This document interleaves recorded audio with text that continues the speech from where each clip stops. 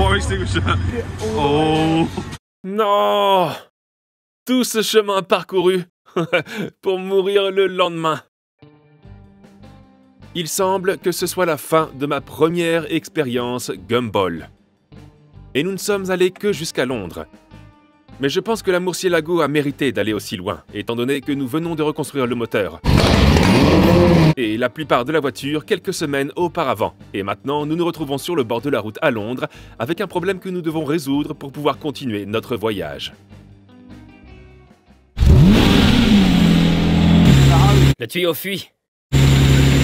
La bonne nouvelle, c'est que ça ne ressemble pas à de l'huile, mais la mauvaise, c'est que ça ressemble à du liquide de refroidissement. Regarde, ça remonte en haut! Ça dégouline par le haut! Regarde là! C'est peut-être ce tuyau qui se trouve en dessous. Sur le moteur, là où la pompe à eau se connecte au boîtier du thermostat, il y a un petit tuyau en silicone. J'espère qu'il est seulement décollé, parce que s'il est ouvert, nous avons un problème. Nous pensons que c'est le tuyau qui vient de se détacher. Quand ça a chauffé la nuit dernière, le tuyau a dû se dilater parce qu'il est en caoutchouc et les pinces sont restées les mêmes et le tuyau s'est en quelque sorte détaché. J'espère que je l'ai bien remis en place. On verra si ça fonctionne. D'accord.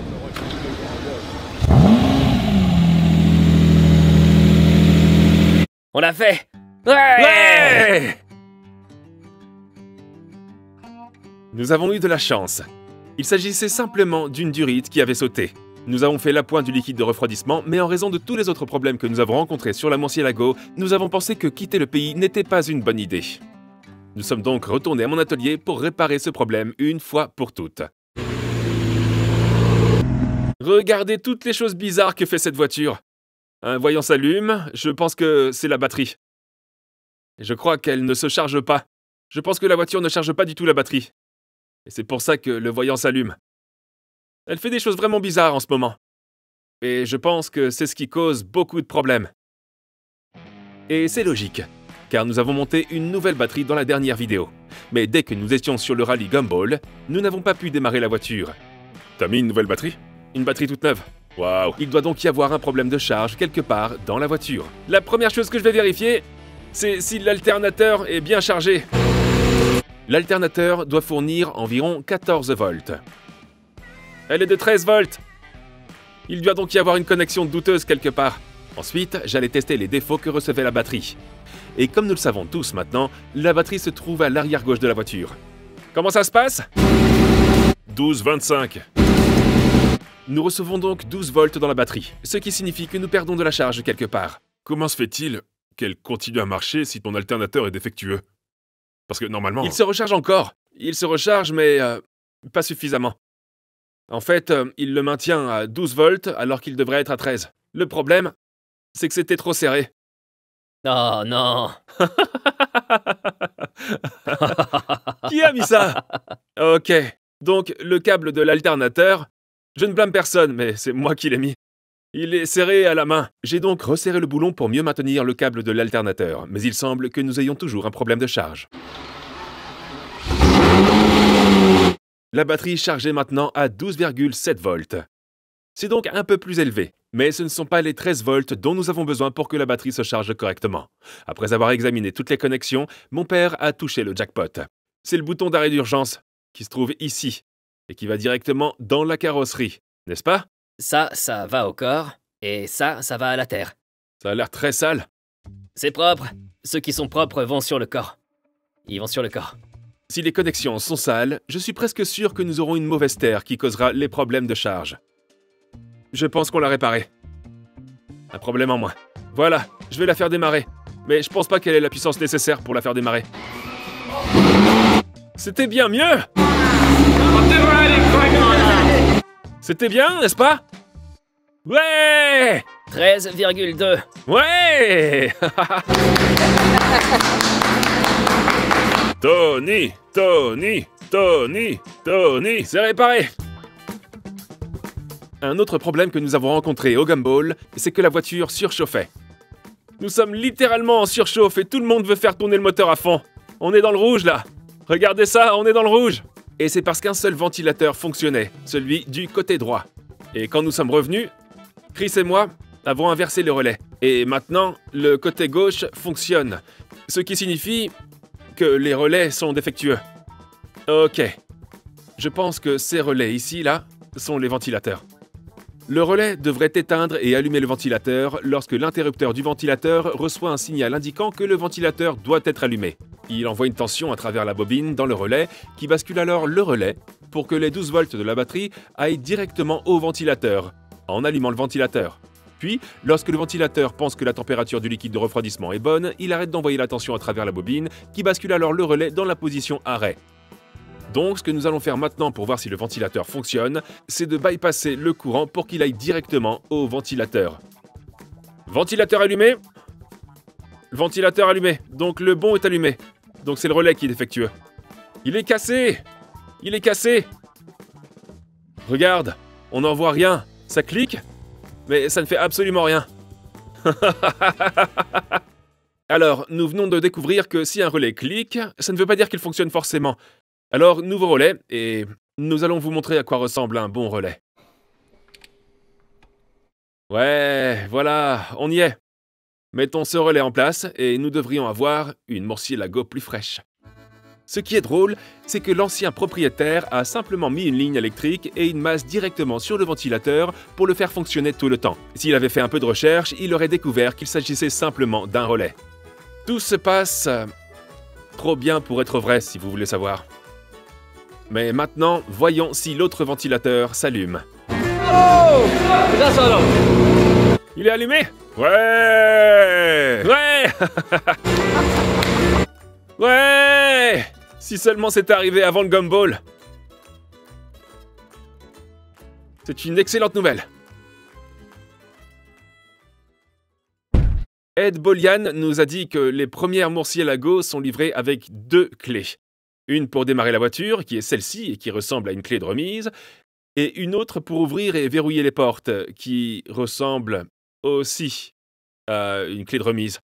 Celle-ci permet de démarrer la voiture. Le problème avec celle-ci, c'est qu'elle ne verrouille pas la voiture, donc nous ne pouvons pas la verrouiller pour l'instant, ce qui n'est pas vraiment idéal. Elle est équipée d'un système de verrouillage central, mais il pourrait y avoir un problème à l'intérieur de la portière, et cette portière est manifestement remplie de mastic. Alors on va la démonter et voir ce qu'on peut y trouver.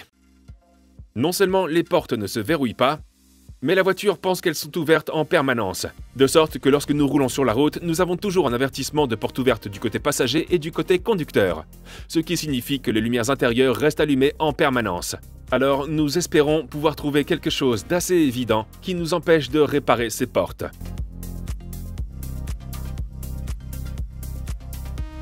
Est-ce qu'il y a un trou béant dans la porte ? Il y a une grosse bosse. Oh, jetons un coup d'œil. Donc voici ce à quoi la porte est censée ressembler. Sans trou. Et voilà à quoi elle ressemble là. Ouais, parce que ça, c'est censé être circulaire. Comme vous le savez, cette porte est pleine d'apprêts. Ce qui me fait dire qu'elle a une grosse bosse. Oh! Alors là, ici, il y a beaucoup de mastic. Ok, nous y voilà. Un aimant. Là où se trouve la bosse. Mais cela a-t-il révélé quelque chose d'évident sur les serrures des portes? Il se peut qu'elle se verrouille pas si le loquet de la porte n'est pas verrouillé. En fait, il semblerait que ce soit facile à réparer. Un peu de WD-40 et on y arrivera. Donc ça marche maintenant. Je pense qu'il fallait juste un peu de lubrifiant parce que maintenant la porte se verrouille. Mais est-ce qu'elle a un verrouillage central? Est-ce qu'il y a un verrouillage central?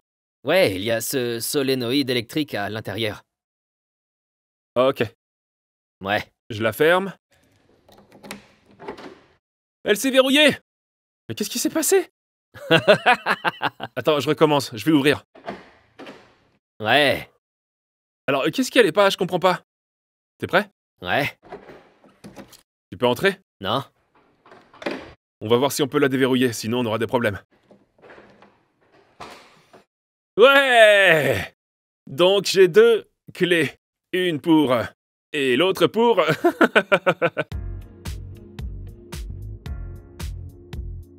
Parfois, il vaut mieux ne pas remettre les choses en question. Et faire avec. Les portes fonctionnent maintenant. Et ce qui est bien, c'est que lorsque je referme la porte, Ces lumières devraient s'éteindre lorsque je mets la clé dans le contact, peut-être. On va voir. Et voilà, elles s'éteignent. Et je peux voir tout sur le tableau de bord maintenant avec... Ah, c'est écrit capot arrière ouvert. Et voilà! Maintenant, la bonne chose, mais aussi la mauvaise chose à propos de la Murcielago, c'est que nous pouvons voir combien de kilomètres cette voiture a parcouru depuis que nous l'avons conduite. Il est écrit 990 km. Et le problème avec ça, c'est que ça a chamboulé le rapport de quart vertical sur cette voiture. Maintenant, quand je mets le numéro d'immatriculation ou le numéro VIN de la Murcielago dans quart vertical, il y a forcément une différence de kilométrage. Évidemment, le tableau de bord indique 990 km et la dernière fois qu'elle est passée au contrôle technique, elle avait environ 120 500 km. C'est parce que nous avons dû remplacer l'ancien tableau de bord que quelqu'un avait cassé en court-circuitant la batterie par un nouveau tableau de bord. Mais malheureusement, il n'enregistre pas le kilométrage. Le fait est que pour moi, ça n'a pas vraiment d'importance. Je ne vendrai jamais cette voiture. C'est la mienne et je la garde. Mais pour vous, si vous achetez une voiture et qu'il y a une différence de kilométrage, si cela ne vous dérange pas trop, vous pouvez l'utiliser comme technique de négociation, je suppose, ou vous pouvez simplement vous en aller et économiser votre argent. Et ce n'est pas la seule chose que Car Vertical peut vérifier. Vous pouvez voir si une voiture a été déclarée volée, si elle a un crédit en cours, ou si elle a déjà eu un accident. Vous pouvez même voir s'il a été exporté à un moment donné. Et pour couronner le tout, si votre voiture a été vendue aux enchères sur un site de vente aux enchères de voitures accidentées. Vous pouvez même voir les photos de la vente aux enchères. Alors pour vérifier votre voiture avec Car Vertical, cliquez sur le lien dans la description ci-dessous, utilisez le code MAT pour la réduction et remerciez-moi plus tard quand vous aurez économisé de l'argent sur votre voiture que vous êtes sur le point d'acheter. Prochain problème avant qu'on la mette finalement sur la route. Et ensuite voir ce que Lamborghini en pense. Cette courroie a l'air assez dangereuse. C'est la courroie auxiliaire qui tourne autour de la pompe à eau, de l'alternateur, de la pompe de direction assistée et aussi de la pompe à climatisation. On peut voir ici qu'elle est presque en train de se détacher. Et nous sommes presque sûrs, d'avoir manqué un support qui stabilise la poulie. La poulie penche d'un côté et essaie de faire tomber la courroie. Nous avons trouvé ce support que nous n'avons pas utilisé et nous pensons savoir où il va. On va essayer de l'installer. Voici le support dont nous pensons avoir besoin et qui se fixe sur le côté du moteur, puis sur la pompe de direction assistée, ce qui devrait stabiliser le tout. Nous devons donc déboulonner 2 boulons sur le côté du moteur, puis caler ce support d'une manière ou d'une autre. Vous pouvez voir ici à quel point la pompe de direction assistée a du jeu. La tension de la courroie tire la pompe de direction assistée vers la voiture. Soulevons la courroie de la pompe. Alors, j'espère que ce support la stabilisera. D'accord, nous avançons. On a installé le support. Et la courroie devrait donc être bien droite et rester sur les poulies. La courroie est un peu déchirée et cassée. Ce que je veux faire, c'est faire fonctionner la voiture avant de mettre une autre courroie, juste au cas où elle se remettrait à rouler et que je détruise une autre courroie. Mais je pense que ça devrait aller pour l'instant. Mais à part ça, à part cette fuite intermittente d'huile, je pense que je vais pouvoir rentrer à la maison.